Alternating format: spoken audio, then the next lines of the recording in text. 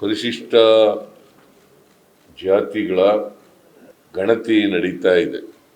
ನಾವು ಹೈಕೋರ್ಟ್ನ ನಿವೃತ್ತ ನ್ಯಾಯಾಧೀಶರಾದ ಶ್ರೀ ನಾಗಮೋಹನ್ ದಾಸ್ ಅವರ ಅಧ್ಯಕ್ಷತೆಯಲ್ಲಿ ಏಕಸದಸ್ಯ ಆಯೋಗವನ್ನು ರಚನೆ ಮಾಡಿದ್ದೀವಿ. ಅವ್ರಿಗೆ ಕೊಟ್ಟಿರ್ತಕ್ಕಂಥ ಜವಾಬ್ದಾರಿ ಪರಿಶಿಷ್ಟ ಜಾತಿಗಳಲ್ಲಿ ಒಳ ಮೀಸಲಾತಿ ಬಗ್ಗೆ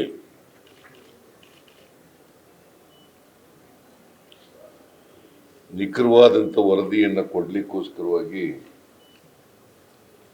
ಈ ಆಯೋಗವನ್ನು ರಚನೆ ಮಾಡಿದ್ದೀವಿ. ನಾಗಮೋಹನ್ ದಾಸ್ ಅವರ ಆಯೋಗದವರು ಎಲ್ಲ ಸಿದ್ಧತೆಗಳನ್ನು ಮಾಡಿಕೊಂಡು, ಅಂದರೆ ಸಿದ್ಧತೆಗಳು ಅಂದರೆ ತರಬೇತಿ ಕೊಡ್ತಕ್ಕಂಥದ್ದು, ಗಣತಿದಾರರಿಗೆ ತರಬೇತಿ ಕೊಡ್ತಕ್ಕಂಥದ್ದು, ಮೇಲ್ವಿಚಾರಕರಿಗೆ ತರಬೇತಿ ಕೊಡ್ತಕ್ಕಂಥದ್ದು, ಇವತ್ತಿನಿಂದ 17ರವರೆಗೆ ಇವತ್ತಿನಿಂದ ಪ್ರಾರಂಭ ಆಗಿ 17ರವರೆಗೆ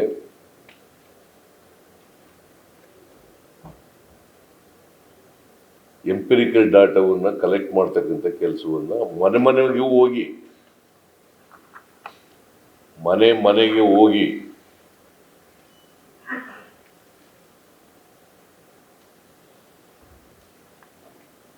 ಮಾಡ್ತಕ್ಕಂಥ ಕೆಲಸವನ್ನು ಮಾಡ್ತಾರೆ. ಸುಮಾರು 65,000 ಟೀಚರ್ಗಳು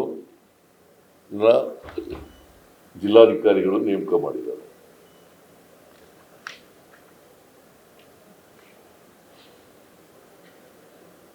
$65,000 ಅಂದರೆ ಅವ್ರಿಗೆಲ್ಲ ಎನ್ಯುಮರೇಟರ್ಸ್ ಅಂತ ಕರೀತಾರೆ.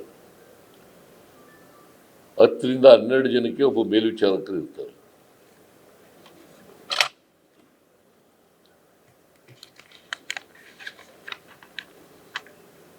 ಹತ್ತರಿಂದ 12 ಜನರಿಗೆ ಒಬ್ಬ ಮೇಲ್ವಿಚಾರಕರು ಇರ್ತಾರೆ.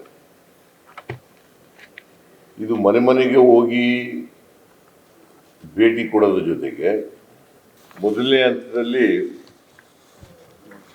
2005 ಅಂದರೆ ಇವತ್ತಿನಿಂದ 5/5/25ರಿಂದ 17/5/25ವರೆಗೆ ಮನೆ ಸಮೀಕ್ಷೆ ಕೈಗೊಳ್ಳಲಾಗುತ್ತದೆ.